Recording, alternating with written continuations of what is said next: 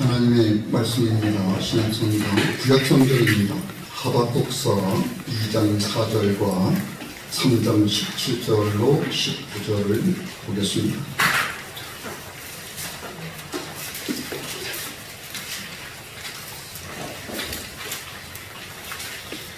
먼저 2장 4절입니다.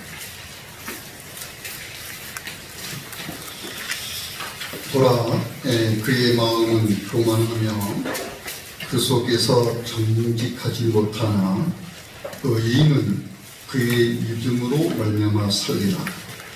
3장 17절에서 19절.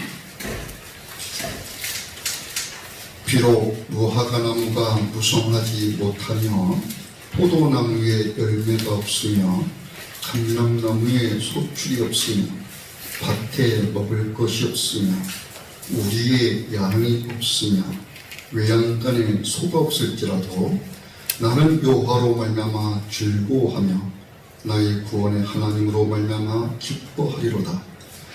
주 여호와는 나의 힘이시라. 나의 발을 사슴과 같게 하사 나를 나의 높은 곳으로 담게 하시리로다. 이 노래는 지휘하는 사람을 위하여 내 수금에 맡긴 것이다. 아멘.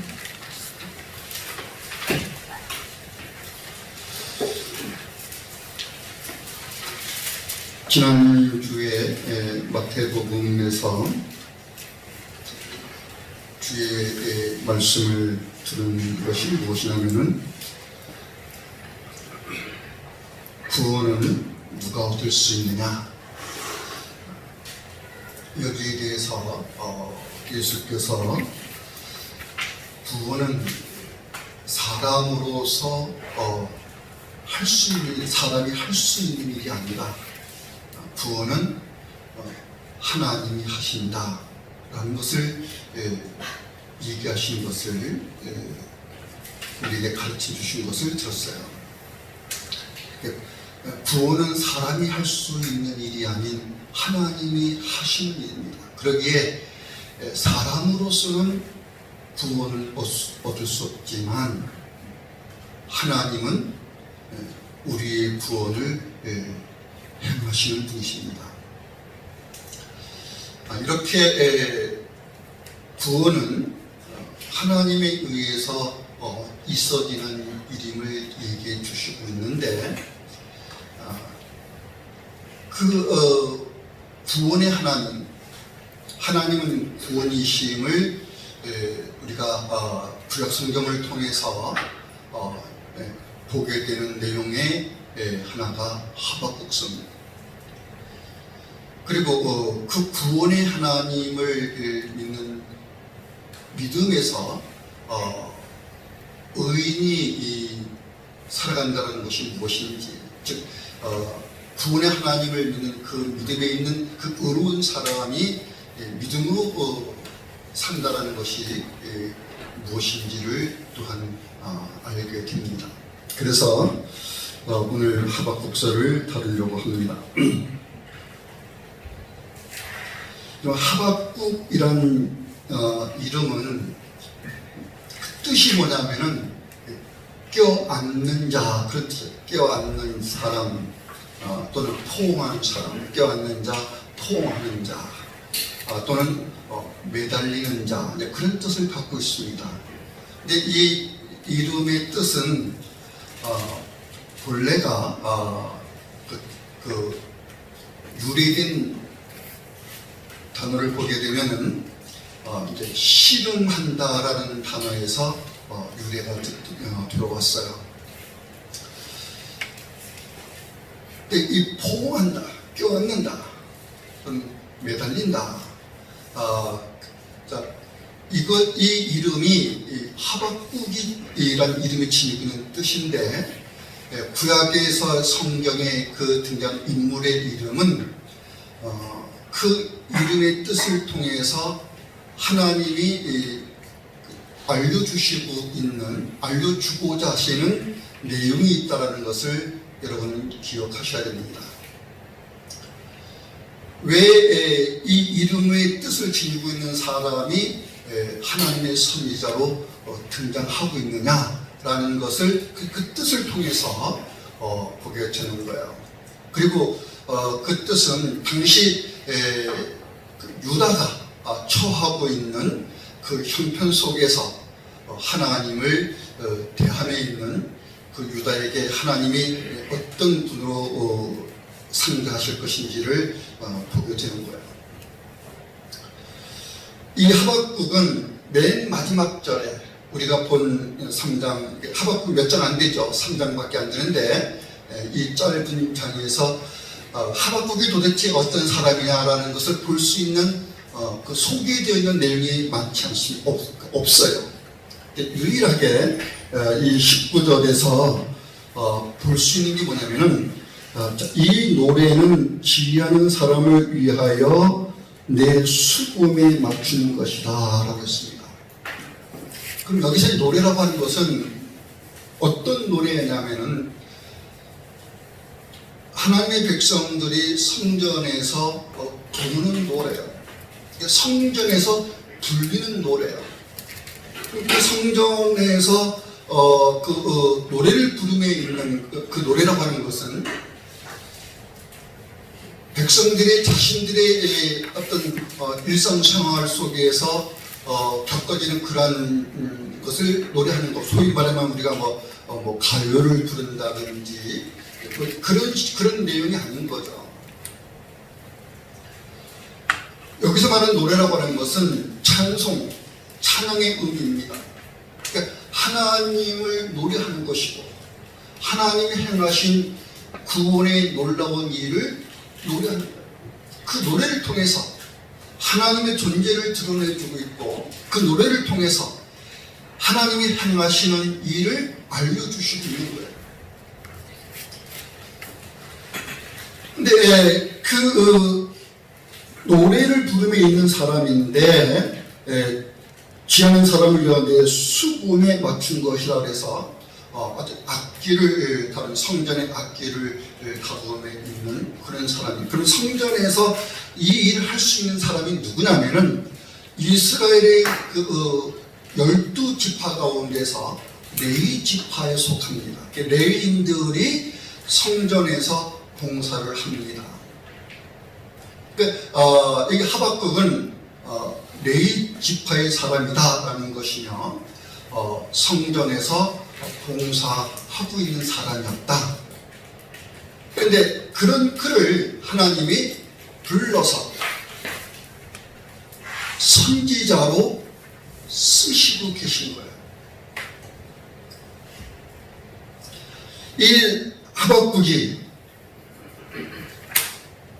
활동하던 시대는 어떤 시대냐면은 남한국 유다의 왕인 여호야김이 통치하고 있을 때입니다.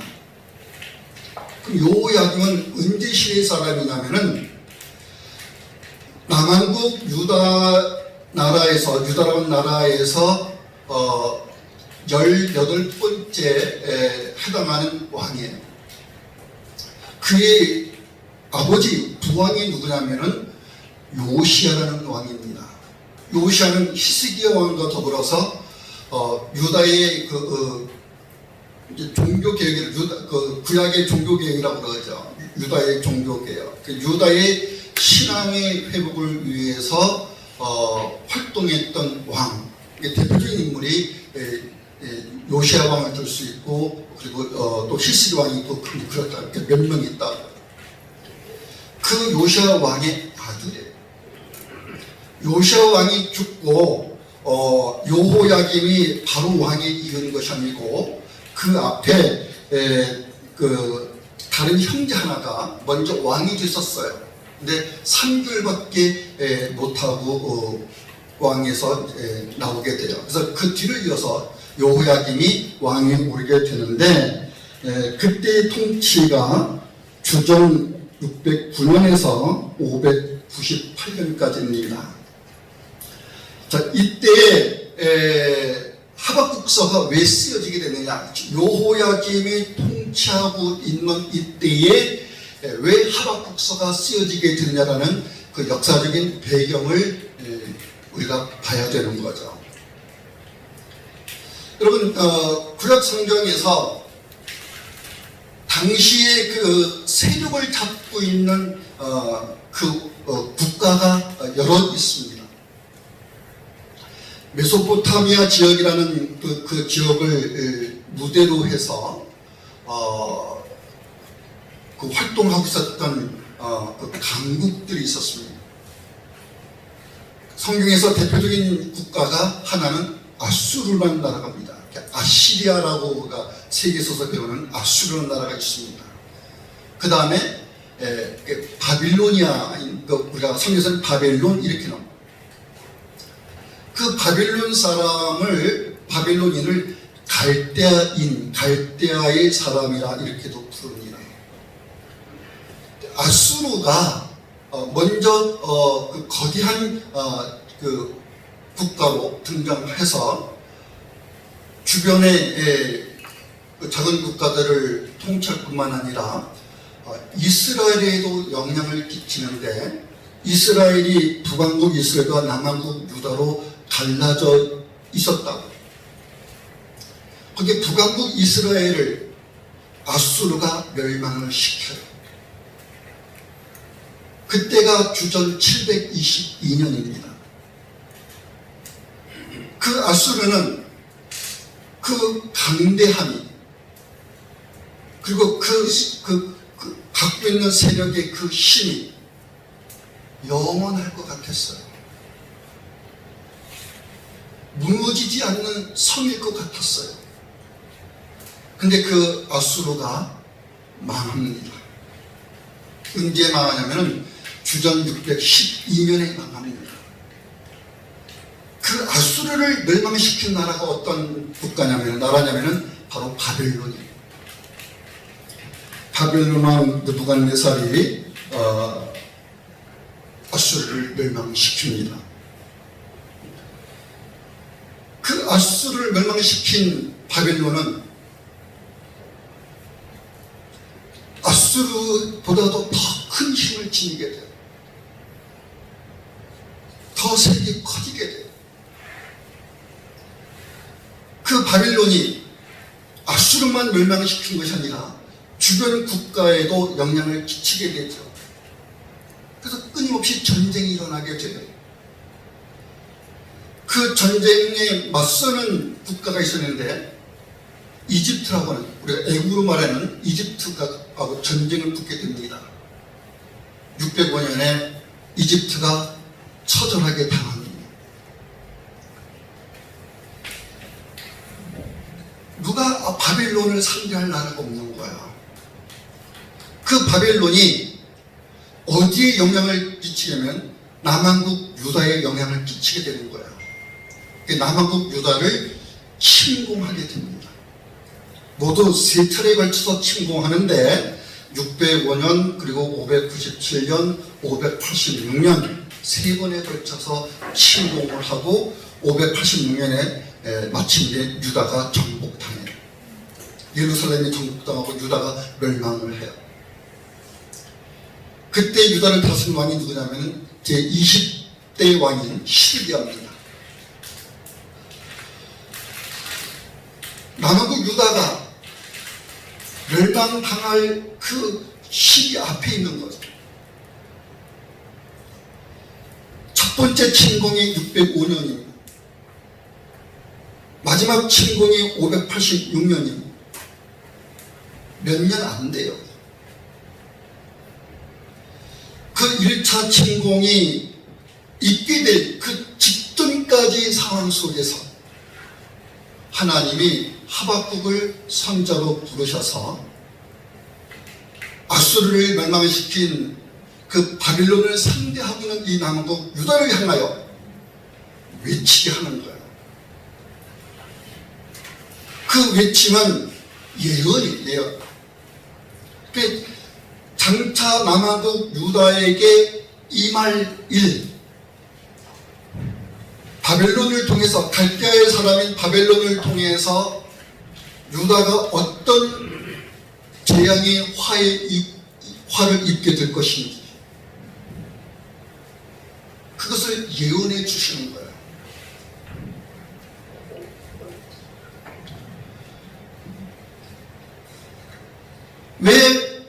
왜 남한국 유다가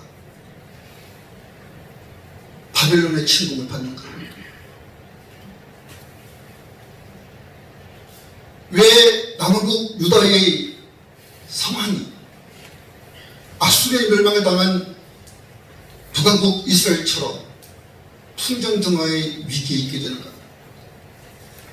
여기에 대해서 이야기해 주시는 거예요. 여호야김이 요시야 왕의 뒤를 이어서 남한국 유다를 통치할 때 요시야 왕에 의해서 유다에게 행해진 그 개혁운동은 실로 컸어요. 왕족들만을 상대로 한 개혁이 아니에요.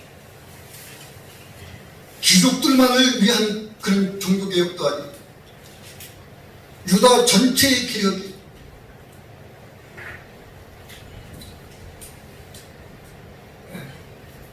그 개혁을 통해서 요시야 왕은 백성들의 마음을 하나님께 주고 유다 내에 잔재하고 있는 우상 숭배했던 그 흔적들조차도 없도록 그렇게 개혁을 해나가는 거예요.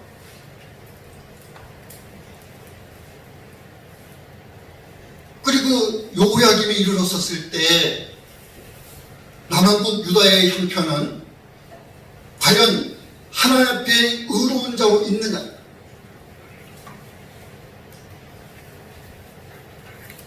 이스라엘 백성 그들의 상황은 하나님 앞에 참으로 선하며 의로운 그러하지를 못했습니다. 요시야 왕에 의해서 행해진 개혁이 있어 왔음에도 불구하고 온 백성들의 신앙의 회복을 위해서 애쓰온이 있었음에도 불구하고 왕을 비롯해서 지금 여기 여호야김 왕을 비롯해서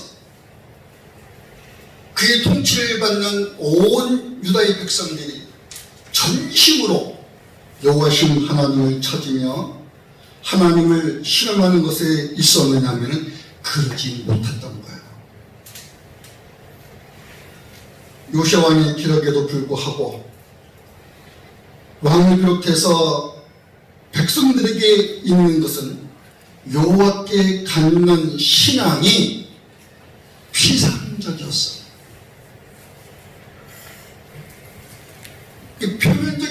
표면적인 것에 머물렀지 정작 백성들은 왕을 비롯해서 유다의 모든 백성들은 그들의 마음의 진심으로 여호와 하나님을 공경하며 그 하나님의 말씀을 따라서 살아가는 그 진실함의 신이나 말 때 그렇지 못했다라는 거예요.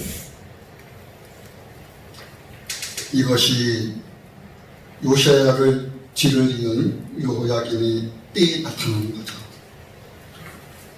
여호와신 하나님을 함께 하는 백성들이어야 되는데 그렇지를 않았습니다. 어떤 상황에서 그 사실을 알려주냐면 바벨론의 침공이 있게 됐었을 때 지금 남국 유다는 여호와신 하나님을 신뢰하고 그 믿음에 서 있는 그런 백성들이었잖아요. 그러면 그것이 그들의 마음에 그러한 진실함이 자신들이 당할 상황 속에서 이것이 나타나야죠. 즉 하나님을 의존하고 하나님에게서 그들의 구원을 봐야 되는 거죠. 그런데 그러하지 않았습니다. 하나님을 의존하는 것이 아니라 외세를 의존합니다. 바벨론으로부터 벗어날 수 있는 길이 어디냐? 바벨론 외에 또 다른 세력을 가진 국가에서 그는 보려고 하는 거죠. 그래서 애굽을 의지하려고 하고 그렇게 되는 거예요.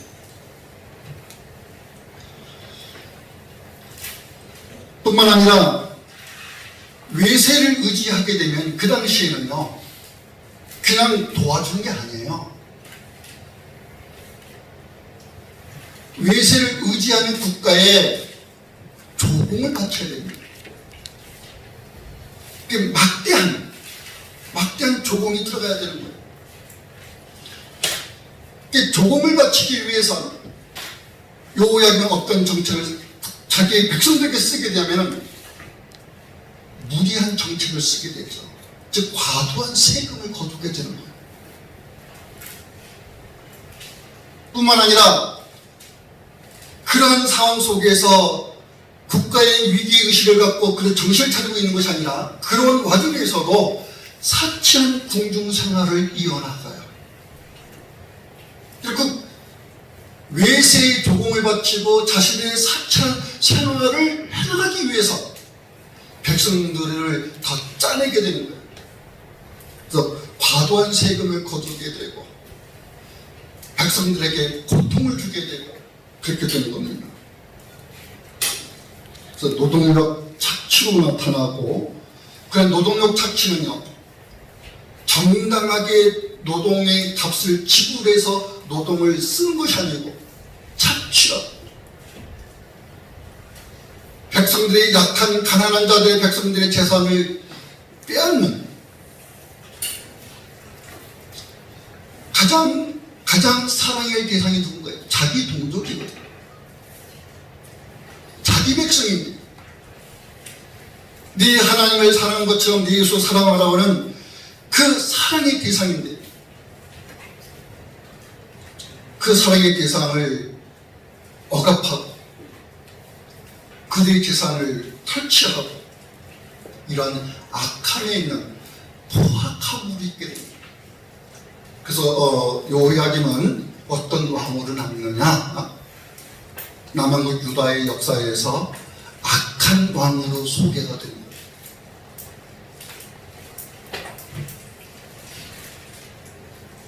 하박국은 1장 13절에 가게 되면 이런 말을 해요. 주께서는 눈이 정결하심으로 악을 참아보지 못하시며 폐역을 참아보지 못하시거늘. 그런 분이신데 하나님이 지금 유다가 당하고 있는 백성들이 겪고 있는 이 상황에서 언제까지 침묵을 지키실 것이냐,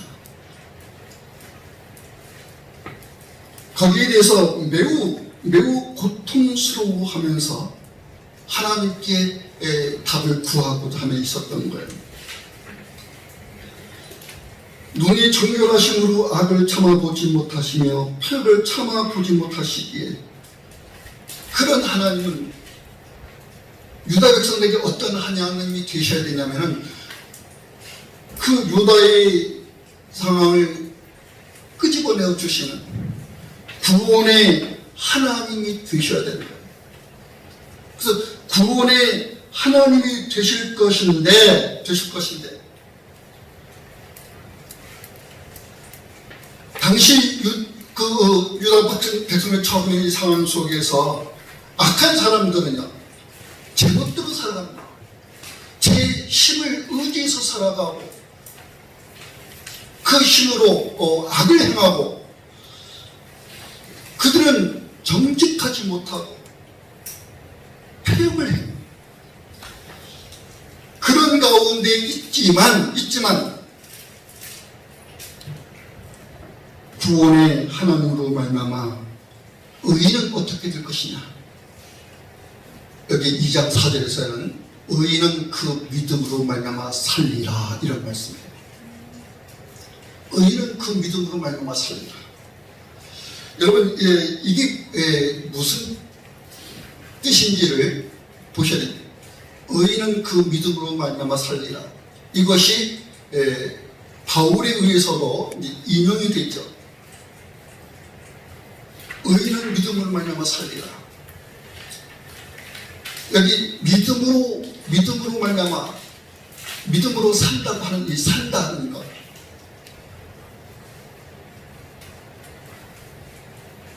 우리가 나는 하나님을 믿으며 독생하신 예수 그리스도를 신실히 믿고 하루하루를 나는 믿음으로 이렇게 잘 살 거야 라는 그런 의미에서 산다라는 그런 개념이 아니에요.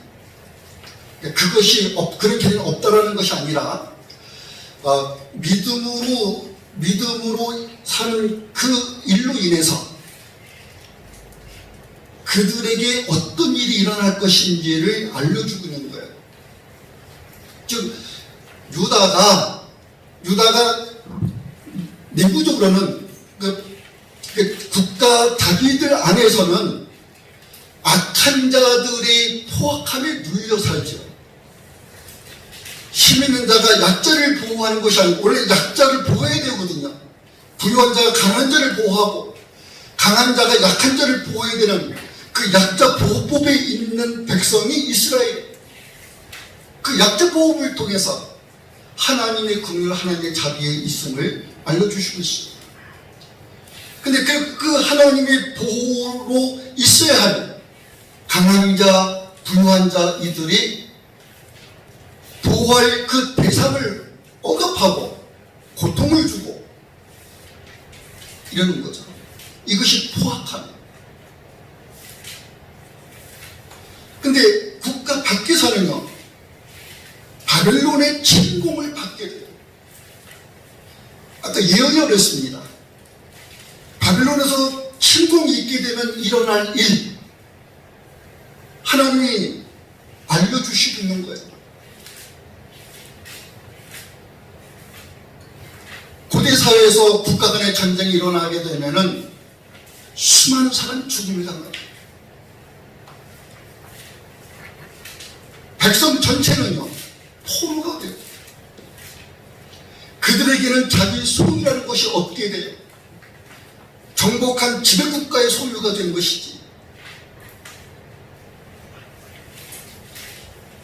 그 국가가 유다에게 행하는 이 포악함은 실로 큰 거예요. 얼만큼 큰 거냐? 유다인이 자기 백성에게 포악을 저지르는 것보다도 더 심한 거예요.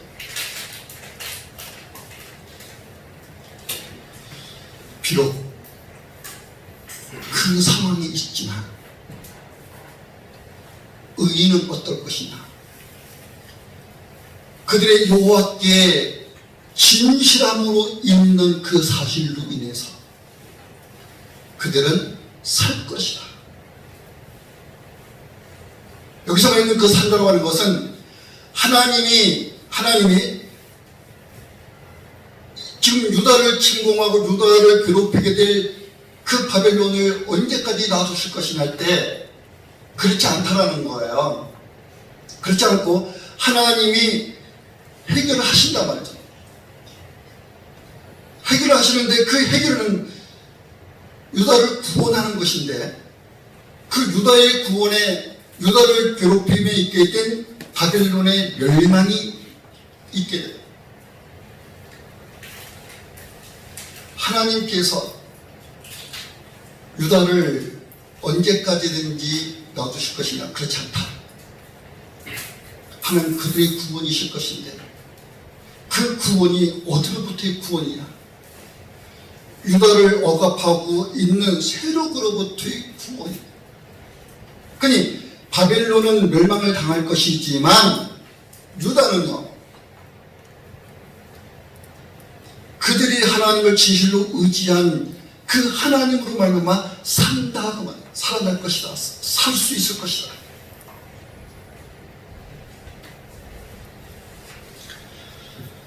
이러한 하박국 선지자는 백성들에게 그런 얘기를 전하는 거죠. 너희들에게서 하나님은 어떠한 분이냐?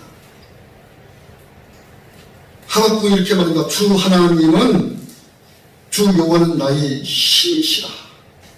그러면 하박국서의 그 전체의 주제가 되는 구절이 바로 이 문구예요. 주 여호와는 나의 힘이시라. 의인이 그 믿음으로 말미암아 살게 됨에 있는 것은 주 여호와가 그들의 힘이신 까닭인 거예요.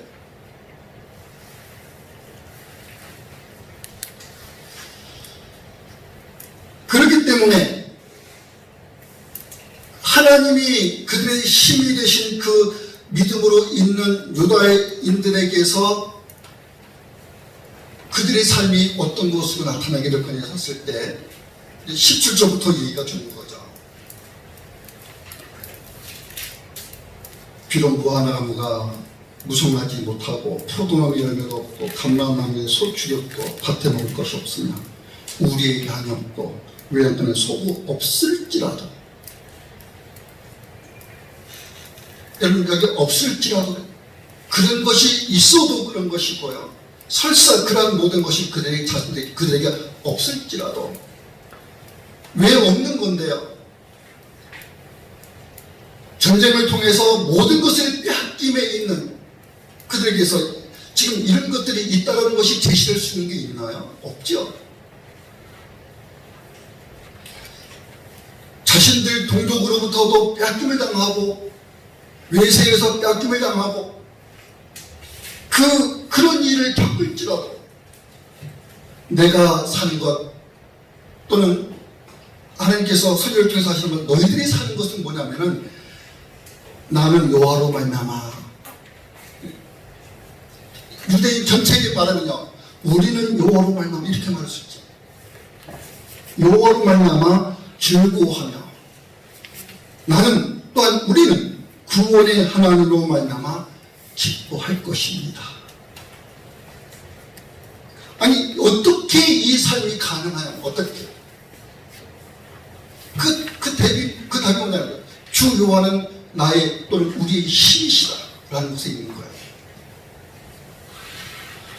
그래서 하박국서의 그 전체 주제가 되고 하박국서의 중심 사상이 되는 것은 이 마지막 절에 있는 주 여호와는 나의 힘이시다 여기 있습니다. 하박국이 이스라엘을 대하는 여호와신 하나님을 깨달은 진리고 이스라엘에게 선포하여 그들의 하나님을 알려주시는 하나님의 예언입니다. 자, 여기에 대해서 이제 좀 더 설명이 필요하게 되는데, 지금 하박국 선지자가 하나님께로부터 예언의 말씀을 받아서 전달하고 있었을 때, 설명대로 밖에서 오는 세력과 안에서 겪는 그 세력에 의해서 그 백성들이 겪는 소리는요, 고통이고 그 슬픔을 겪는 거예요. 이것으로 그들은 하나님께 소리치게, 부르짖게 돼요. 하나님은 구원의 하나님으로서 유다 백성 앞에 나타나야 되는데 지금 그것이 어떤 일어나고 있지 않은 듯이 보여요. 그럴 때 사람들이 느낀 것은 뭐냐면 지금 하나님의 그 공의는 사라졌으니까, 하나님이 정의를 행하시는 것은 이제 없느냐, 그런 어떤 회의론에 빠지기도 돼요.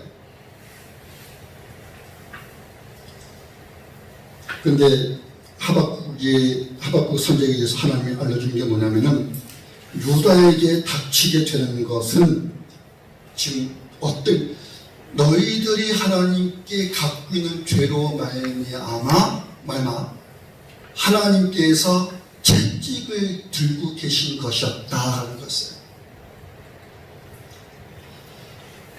유다에게 닥치게 되는 것, 그것은 그들을 하나님이 채찍질하고 있는 거다 말이에요. 뭐를 갖고요? 포악을 일삼는 자를 갖고, 또는 바벨론을 갖고 하나님이 이스라엘을 채찍하고 계신 것이다. 하나님은 그 채찍을 하기 위해서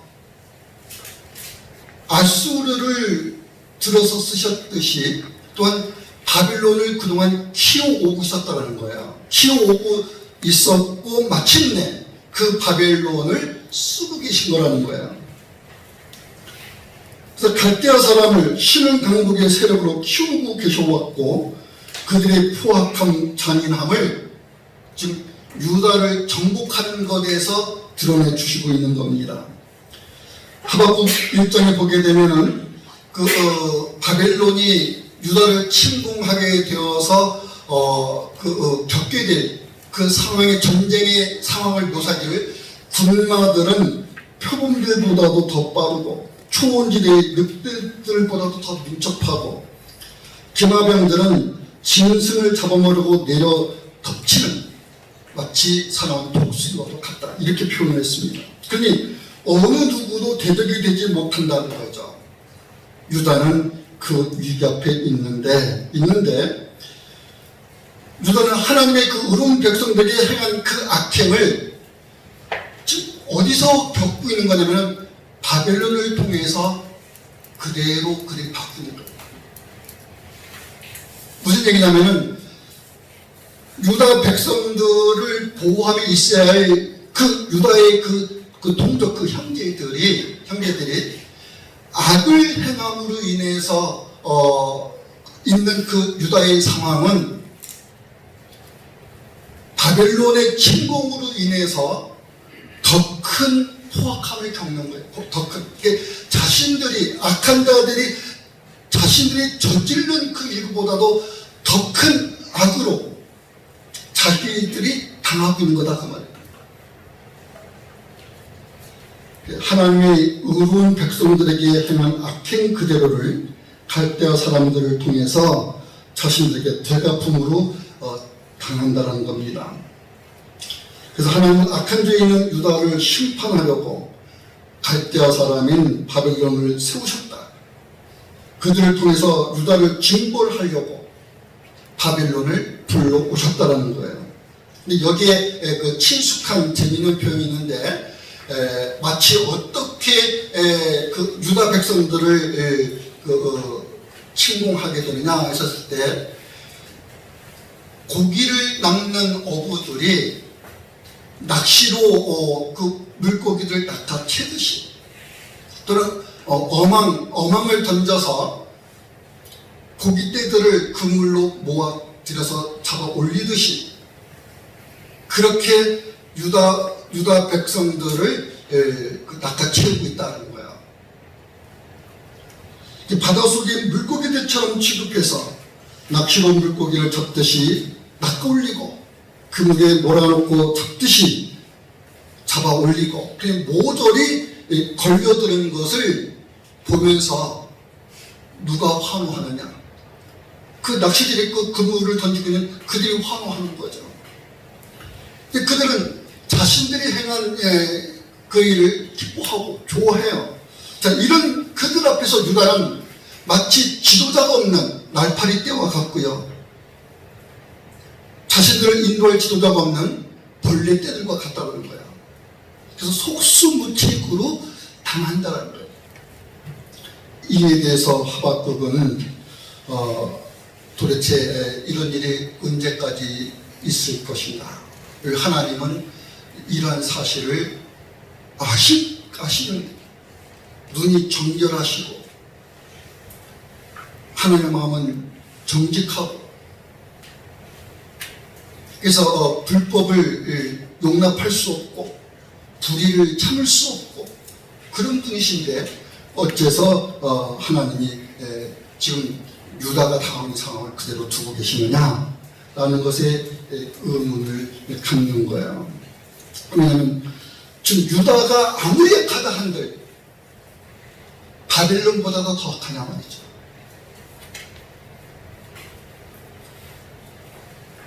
하나님이 갈대아 사람을, 유다를 채찍질하기 위해서 쓰고 계신 것은 알겠는데, 근데 그들은 유다보다도 더 악하지 않느냐, 그 말이에요. 유다가 악함으로 바벨론에 의해서 유다가 징벌을 받고 있다 그러면, 유다보다도 더 악한 바벨론은요, 갈대아 사람들은 그들이 성하면 안 되잖아요. 유다가 징벌당하듯이 바벨론은 그들의 악함으로 더 큰 징벌이 있어야 되지 않느냐 말이에요. 근데 하나님은 정결하시고 너무 깨끗한 분이신데 그것을 두고 보고만 계실 수 있는 분이 아니신데 어느 때까지 하나님이 구원을 외치는 백성들을 돌아보지 않으신 겁니까? 여기에 대해서 하박국 2장으로 가게 되면 답변을 주는데 이렇게 얘기해요. 하나님이 유다 백성들의 부르짐을 듣고 들으신다. 외면하니까 귀가 없어서 듣지 못하고 눈이 없어서 보지 못하고 마음이 없어서 알지 못하고 그게 아니라는 거예요. 하나님은 소경이 아니고 귀머거리가 아닙니다. 원수로부터 구원하실 힘이 없는 무능력한 분이 아닙니다. 그러면 무엇 때문에 하나님이 지금 유다가 당하는 형편을 놔주고 계시냐 했었을 때 이렇게 답변을 주는 거예요. 환상을 통해서 답변 주시는 거죠. 하나님이 품고 계신 계획이 있다. 바벨론을 유다를 징벌하는 채찍으로 쓰고 계신 거에는 하나님이 품고 계신 계획이 있다. 근데 그 계획이 이루어질 때가 아직 이르지 않았다라는 거예요. 그러니 너희들이 볼 때 비록 시간이 더디 가는 것 같고 그래서 지체된 것 같을지라도 너희들은 기다리라. 하나님이 품고 계신 그 계획을 실행할 때가 올 것이라 하는 거예요. 그래서 그 하나님이 정한 계획들이 행해질 그 시간, 그때가 이르지 않았다. 그때를 향하여서 지금 가고 있는 상황이다라는 거예요. 하나님이 계획하신 일은 정해진 시각을 향해 달리고 있으니 시간이 더디 가는 것 같아도 확실히 이루어질 것이기 때문에 그 끝날이 반드시 올 것이다. 어떻게 오느냐? 단 하루도 넘기지 않는다. 하나님이 정하신 그때로부터 단 하루도 넘기지 않는다라는 거예요. 그래서 하나님 말이 인자의 날을 말하게 되는 거예요. 또는 미시아의 날을 말하게 되는 거예요. 그날이 오면, 그 때가 임하면, 그 날의 때가 임하면 바벨론은요, 자신들의 힘이 어떻게 생겨났는지, 자신들의 힘이 무엇을 위해서 써야 되는지를 알지 못하고 날뛰고 있는 것에 불과하다는 거예요. 하나님이 바벨론을 키워오셨고 그들에게 주는 그 세력으로 하나님은 자신의 일을 행하여 가시는 것으로 쓰고 계신 것인데 바벨론은 그 사실을 전혀 모른다고요.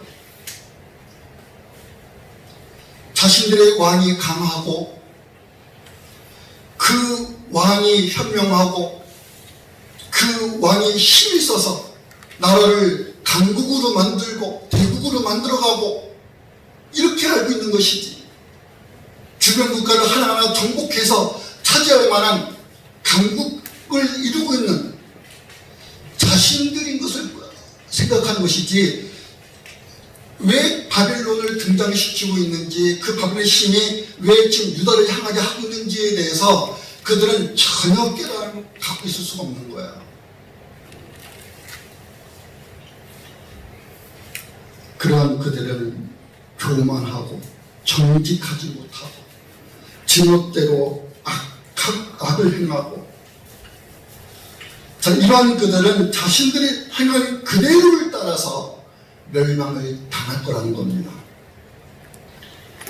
하박국 2장에 보면은 5가지 그 바벨론의 죄악이 나와요. 하나는 탐욕의 범죄, 그리고 부당한 이득을 추구하는 죄, 수탈과 강제 노역을 부과하는 죄, 이웃의 타락과 멸망을 조장하고 폭력을 행사하는 죄, 그리고 우상 숭배에 우매한 범죄에 있는 죄.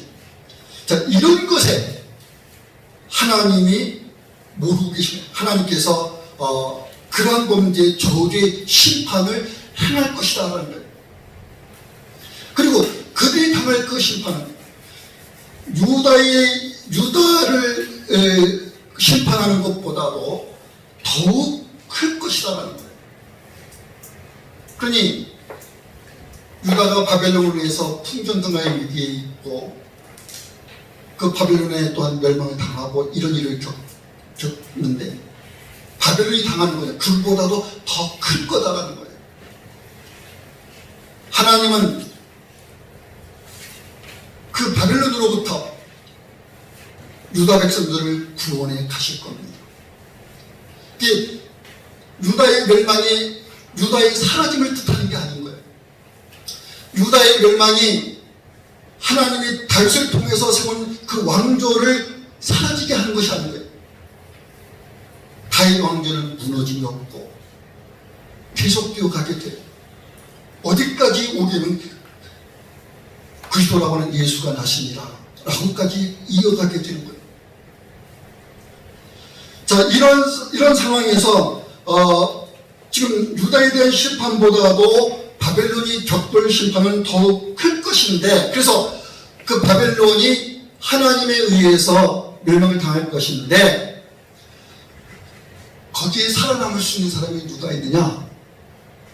누가 있냐? 바벨론에게서 말해지고 있지 않은 거예요. 그럼 어디에서 말해지냐? 유다에게서 말해지고, 유다 백성들에게서 말해지고 있는 거예요. 의인은 그 믿음으로 말미암아 살 것입니다. 즉 바벨론의 멸망에서 유다의 멸망이 같이 다루어지고 있는 거냐, 함께 사라지는 것이냐 할 때 그렇지 않다는 거죠. 하나님께서 의인은 그들이 하나님을 진실로 의존해온 그 믿음으로 그 멸망으로부터 그들을 하나님이 구원하실 겁니다 라는 것에서 의인은 믿음으로 만나 살리라 이 말씀 하시는 거예요. 그러니까 단지 어떤 그 일상에서 나는 믿음으로 신께 산다 이런 차원이 아니라 그들이 그 하나님께 가진 그 믿음으로 만나 죽음으로부터 멸망으로부터 하나님이 다시 살리신다, 그걸 말하는 거라고요.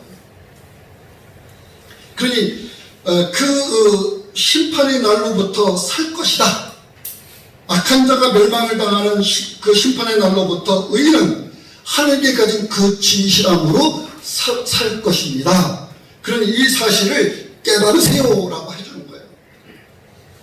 그리고 이제 마지막 장이 이르는 거죠. 선지자 하박국은 하나님의 계획에 따른 섭리를 깨닫고는 하나님께 대한 확고한 신뢰와 하나님의 다스림에 있는 것을 보고서 무슨 사실을 그를 알게 되면 모든 것이 형통할 겁니다 라는 것을 알게 됩니다. 여러분, 형통이라는 말은 만사가 잘 된다 이런 뜻에서 해주는 얘기가 아니라 지금 유다가 겪는 어떤 상황, 모든 상황 속에서 궁극적으로 하나님은 유다의 구원이 되실 겁니다 라는 것을 이야기해 주는 거라고요. 왜냐하면 하나님이 뜻하신 대로 이루어질 것이기 때문에 그 하나님이 그 섭리해 나가시는 그 뜻을 의존함에 있는 그 사람은 어떠한 모습으로 있게 되느냐, 이것이 17절부터 말해주고 있는 거예요. 다시 한번 보면은 이래: 비록 무화과나무가 무성하지 못하고 포도나무의 열매도 없고 감나무에 솥이 없고 밭에 먹을 것이 없고 물이 양이 없으면 유행꾼에 속 없을지라도 나는 또는 우리는 여호와신 하나님으로 말미암아 즐거워할 겁니다. 나는 또는 우리는 구원의 하나님으로 말미암아 기뻐할 겁니다. 이게 하나님께 그 마음의 진실함으로 있는 사람의 모습이에요. 그들의 그 믿음의 실제. 우리가 흔히 믿음을 관념적으로만 가져서는 안 된다는 말 하잖아요. 관념적으로만 가져서는 안 된다는 말은 뭐예요? 생각으로만 하나님을 믿는 것이냐 말이에요. 그게 아니라는 거죠. 당연히 우리의 생각을 지배하는 것은 당연히 하나님이셔요. 하나님은 나의 구원이시다. 당연히 그 생각을 갖고 그 생각에 의해서 살아가셔야 돼요. 그것이 뭐냐면요, 그 생각에 의해서 살아가는 거예요. 유다가 좋아하는 건요, 16절에 보면은 이렇게 말해요. 내가 들었으므로 내 창자가 흔들렸고 그 목소리로 말미암아 네 입술이 떨렸도다. 얼마나 무서운 이런 표현이 나옵니까? 우리를 치러 올라오는 환난 날을 내가 기다림으로 썩이는 것이 내 뼈에 들어왔으며 내 몸은 내 쳐서 떨리는도다. 다시 말하면요, 하루아침에 가루가 되어버릴 것처럼 그렇게 부서질 것 같은 그 두려움, 그 공포에 있는 거예요. 그것이 유다가 겪고 있는 환난이라는 거예요. 근데 하나님께서 그러한 상황 속에서 여신 하나님으로 살아가는 그 의로운 자에게서 그들이 생각하고 그들의 마음에 품었던 그 하나님에 대해서 그들이 갖는 것은요, 모든 것을 잃었을지라도 하나님마저 잃는 건 아닌 거예요. 모든 소유를 빼앗김을 당했을지라도 하나님을 빼앗김을 당한 것이 아닌 거예요. 그들의 손에 굳건히 붙들려 있는 것, 그것이 하나님이신, 여호와로 불리는 하나님이신, 그 하나님으로 말미암아 즐거워하고 그 하나님으로 말미암아 기뻐하겠다고 하는 것, 이것이 믿음의 실제.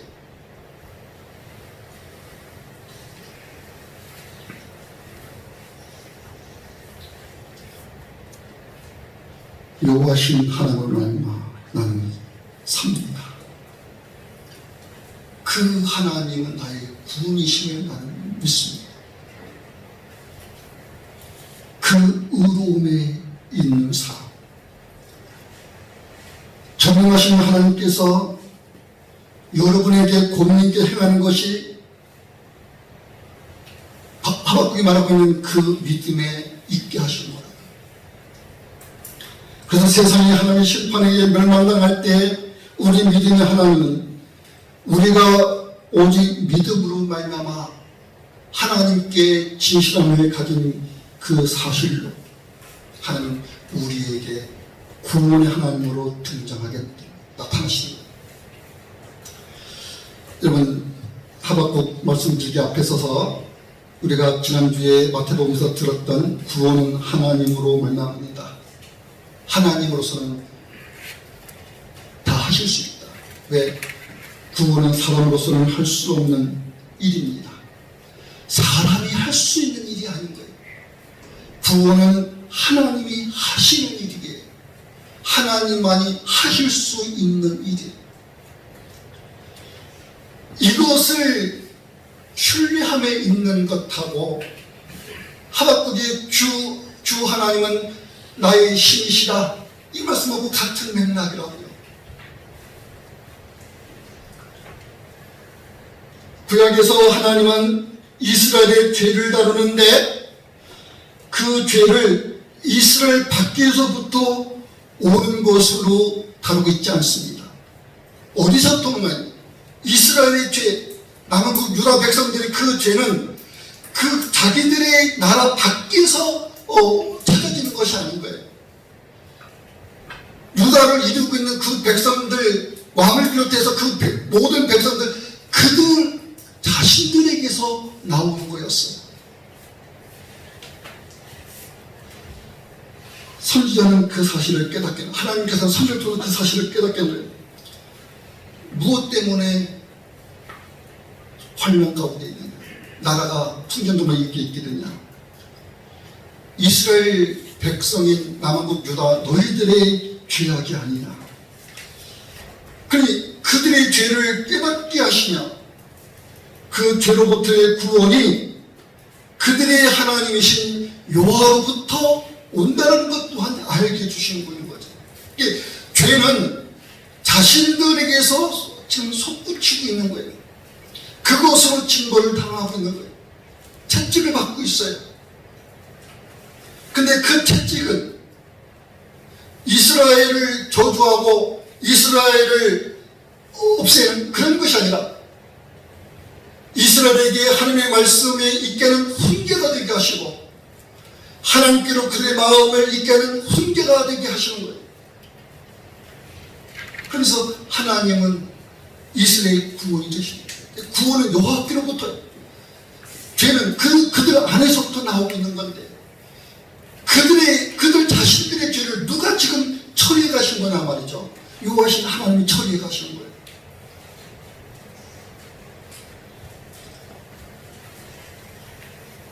그렇게 자신들의 죄에 대하여 하나님의 구원은 하나님으로부터 옴을 알게 해주시면서 그 믿음에 서 있게 하십니다. 하나님을 진실로 의지함에 있는 사람은 멸망하는 심판의 날로부터 구원을 받을 겁니다. 그러니 어떤 사람들에게서 마지막 날은 심판의 날이 되지만 하나님의 백성에게는요, 그 멸망과 심판의 날이 구원의 날이 되는 거예요.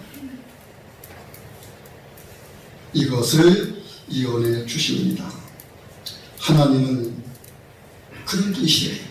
그 하나님을 보는 눈이 정결함에 있는 것, 그것이 여러분의 눈.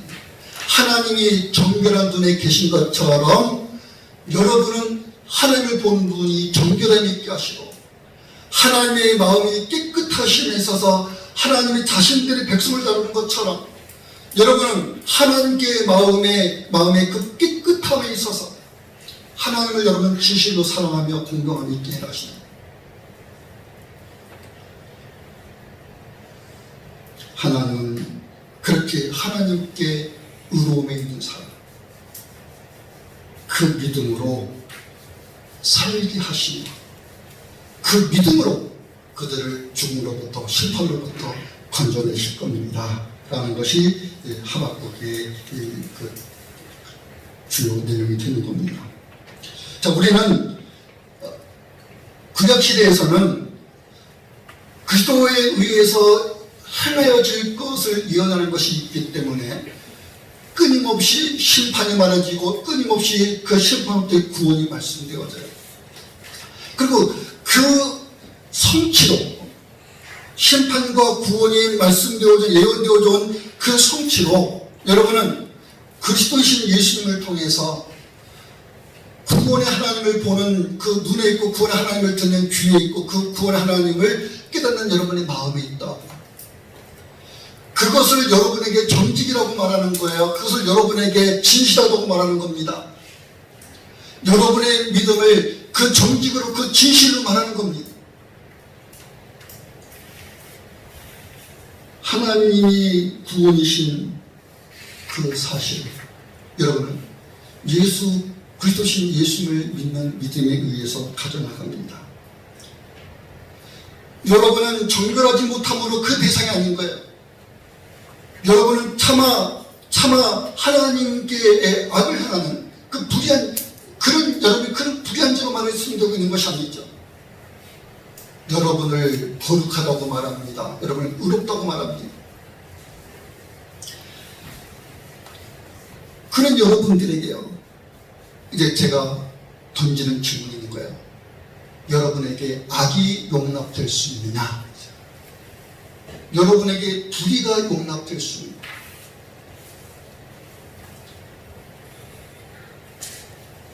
그럴 수 없잖아요. 하나님이 그러하지 않으시지. 여러분이 그러실 수가 없는 거예요.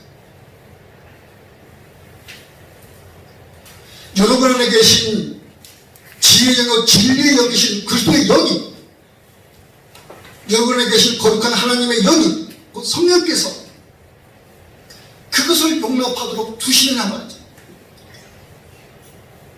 그럴 수 없는 거예요. 그렇게 여러분에게서 끊임없이 일어나는 것이 뭡니까? 자신을 살피는 겁니다. 자신을 돌아보며 어그러진 길, 삐뚤어진 길로 가게 될 때 바로 잡아주신 하나님의 권능을 의지하며 있는 거예요. 여러분의 마음이 진실하지 못했으면 돌이켜서 진실한 마음으로 있으려고 하고 그러는 거예요. 그러한 여러분이 어떻게 되거나 여호와로 말미암아 살 겁니다. 여러분이 의지하는 구원의 하나님으로 말미암아 반드시 살 겁니다. 그날이 옵니다. 하루도 연기되지 않고 단 한 시간도 지체되지 않냐고 하나님이 정하신 그때 올 겁니다. 우리는 그때를 어떻게 알고 있습니까?